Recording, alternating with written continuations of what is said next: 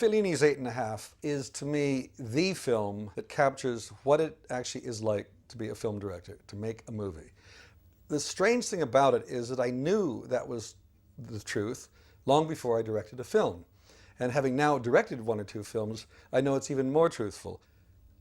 There are moments in the film that still stick in my head.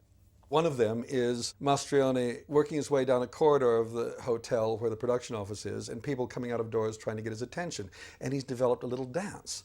And this is the way he deals with the fact that the whole world is coming in on him. Questions, answers, they need answers. And he doesn't have any, and he tap dances his way through it. And it's something I've subsequently learned is the only way to get through film directing, is to do just that. And I thought, clearly what has happened here is that Fellini was working on a movie. He didn't know really how to finish it. It wasn't coming together.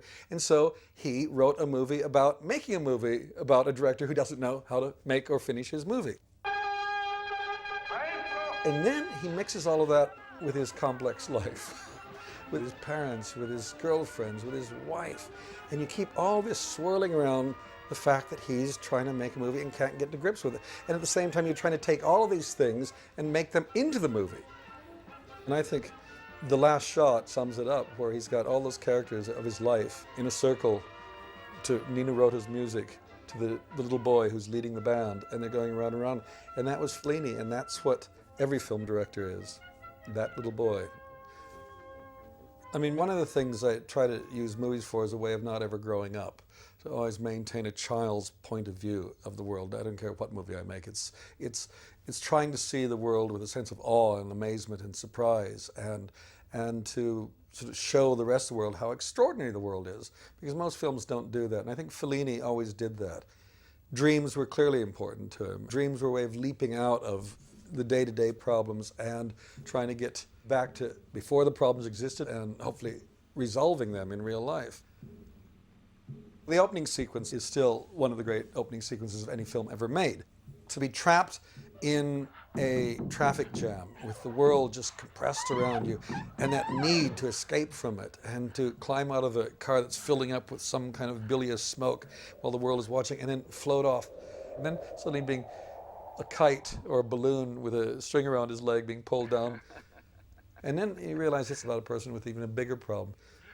And so now we've got our past, we've got our present, everything working together and struggling against each other. I mean, he captured everything in that opening sequence. I think that sequence is probably the most important in my life, because I've been trying to do versions of that ever since. When I saw the movie the first time, I was astonished by the use of time and storytelling. Everything is fluid, and yet it seemed totally true and right. I think it's the way I seem to see the world. Everything is happening at the same time, and whether it's your childhood, whether it's the problem on the film, it's all happening together. I have this suspicion that Fellini was being totally pragmatic when he made it, because he didn't know quite how to make this thing into a conventional film. So, well, forget about conventional film. Let's just fragment it. Let's do it truthfully and see what you end up with. I hope I'm right. I mean, I never asked him. I mean, we were making Munchausen. I was at Cinecittà, and I was on his turf, and he kept floating in and out of our activities. And it's the one question I never asked him. Maybe I'm happier not knowing the truth and just imagining my truth. Fellini, I always thought, was a fantasist, a dreamer, until I went to Rome. And now I don't know if the Rome I got to look at was a Rome that had been influenced by Fellini and had become to look and behave as if it was a Fellini movie, or whether he was in fact a documentary filmmaker. I suspect he was a documentary filmmaker. It was always there to be seen. And I think I'm in the same school that he was in. I look at the world and people say, oh, well, what you're showing on film is very grotesque and odd and bizarre. I said, no, it's just stuff I see. And Fellini was a cartoonist, I was a cartoonist. We both came from the same background, which means you look at the world and you stretch it, you pull it, and you distort it. And that's what Fellini did. Saraghina, with all the schoolboys after, that great, fat, huge lump of femininity, I suppose has stuck with me ever since I saw it, because in my Python cartoons I always had these great bulbous women, these great balloon-like women, and they all came from Saraghina. I think at the time, if I do remember, there was a sense of, that he was very anti-women. Women were objects. But he admits that right in the film. He treats them like objects, but they're treating him in their own way. He doesn't lie about his weaknesses. He puts them right out there. And so he's got Mastrioni with his whip cracking. And it's obvious. I mean, it's not like he's hiding any of his problems. He just puts them out there.